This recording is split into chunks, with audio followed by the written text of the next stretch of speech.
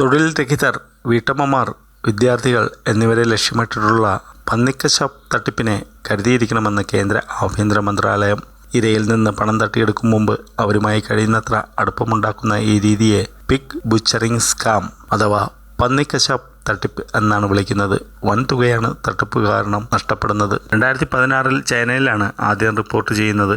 ഇത്തരം ഓൺലൈൻ സാമ്പത്തിക തട്ടിപ്പുകാർ കൂടുതൽ ദുരുപയോഗം ചെയ്യുന്നത് സാമൂഹ്യ മാധ്യമങ്ങളായ വാട്സാപ്പ്, ടെലഗ്രാം, ഇൻസ്റ്റാഗ്രാം എന്നിവയെയാണെന്നും മന്ത്രാലയത്തിന്റെ റിപ്പോർട്ടിലുണ്ട്. തട്ടിപ്പ് തടയാൻ Indian cyber crime coordination centre ഗൂഗിളുമായി സഹകരിച്ച് വിവരങ്ങൾ കൈമാറാനും നടപടി ഉറപ്പിക്കാനും ശ്രമിക്കുന്നുണ്ട്.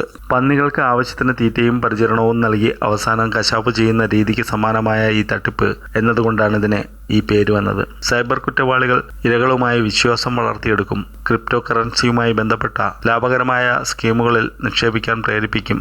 ആദ്യം ചെറിയ ലാഭം നൽകി ഇരകളുടെ വിശ്വാസം നേടിയെടുത്ത് പിന്നീട് മുഴുവൻ സമ്പാദ്യവും തട്ടിയെടുത്ത് മുങ്ങുന്നതാണ് രീതി.